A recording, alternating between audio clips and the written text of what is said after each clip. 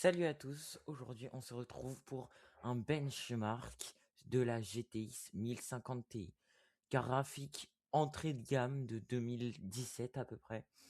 Donc cette graphique a 4 Go de VRAM en GDDR5, 768 shaders, donc une carte basée petite conso, pas basée pour avoir énormément de consommation comme les grosses GTX 1080 Ti, etc.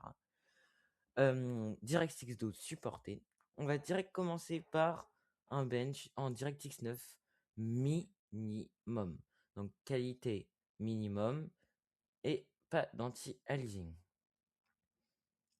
Donc on lance et voilà. Donc on observe dans ce benchmark des FPS assez hauts. Donc 100 sur la première chaîne, sur la première scène. Donc scène quand même plutôt lourde. Donc on peut observer quand même des fréquences plutôt hautes, 1810 MHz et 3504 sur la VRAM, qui sont des fréquences assez hautes. La température augmente petit à petit, mais ça va.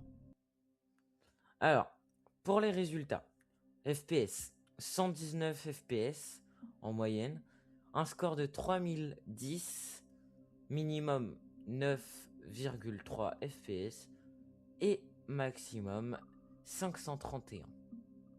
Donc plutôt bien pour une carte graphique entrée de gamme et qui ne consomme que 75 watts via le slot PCIe Express. Voilà. Donc maintenant on va pouvoir faire DirectX 9 Ultra, donc qualité ultra et anti-aliasing x 8, qui est quand même pas mal. Donc voilà, les paramètres sont mis, on lance. Et là, FPS beaucoup plus bas. 37 FPS. Assez peu, on va dire. Donc les fréquences restent toujours plutôt hautes. Une température qui augmente petit à petit. Donc ça va, là on atteint 45, 70 maintenant. Ouais, pas mal en tout cas.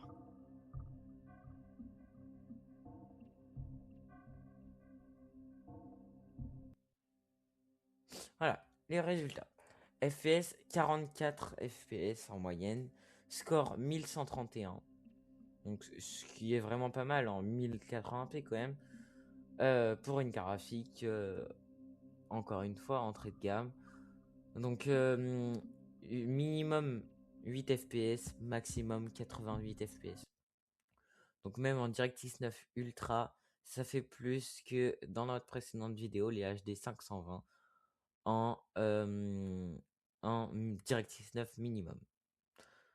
Donc on va pouvoir tout de suite passer à du DirectX 11 en minimum. Donc qualité low, anti-aliasing off. Ah, off. Alors, lançons. Alors, un FPS qui revient quand même dans des marges plutôt hautes. Ça atteint souvent, assez souvent 120 FPS. Le maximum pour l'instant enregistré, c'est 125. Le minimum, 38,9. Donc vraiment pas mal. Alors on observe quand même une baisse de fréquence des shaders. Donc passer à 1790. Je pense que c'est limité par la consommation. Alors, résultat. 138 FPS. Un score de 3500. Ce qui est bizarre, c'est que c'est meilleur qu'en DirectX 9 minimum. Après, peut-être que c'est parce que la graphique est mieux adaptée. Max FPS plus bas aussi. Mais je pense beaucoup plus stable. Alors, maintenant on va pouvoir tester DirectX 11 maximum. Qualité ultra. Ouais. Tessellation extrême. Anti-aliasing x 8. On lance. Et voilà. On se retrouve alors à une chute énorme de FPS. Mais bon, vu la 3D. Donc 24-25 FPS. Ouais, bon, assez bien. Température, pour l'instant, ça suit. C'est pas trop. Donc voilà. Ouais, 50. Alors, résultat. FPS 32. 32 FPS. Donc c'est jouable, mais bon, faut pas abuser quand même. Score 822. Un peu moins bien que DirectX 9 pour les HD 520. Et voilà, maximum 71 FPS, minimum 7,4.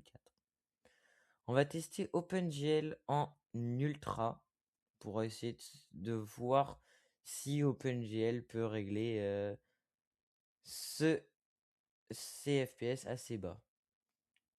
Voilà. Bon, on observe pas de vraie augmentation, hein. Toujours 24, 23 FPS. Ouais, bon. Après, donc il n'y a pas trop de différence entre OpenGL et DirectX 11. Alors par contre, ouais, quelques petits lags au niveau d'enregistrement. C'est un enregistrement fait par l'encodeur de la Carafique. Bon alors, comme on a pu le voir dans ces récents benchmarks, donc OpenGL n'a pas rajouté vraiment de performance énorme en plus par rapport à DirectX 11 en paramètres ultra. Donc, comme on a pu le voir, la GTX 1050 Ti peut encore tenir dans les benchmarks en 2026. Alors, à tester, ce sera les jeux. Donc, surtout, n'hésitez pas à vous abonner pour ne pas louper les benchmarks sur Fortnite, sur BeamNG et Minecraft et encore d'autres possiblement au fur et à mesure. Au revoir.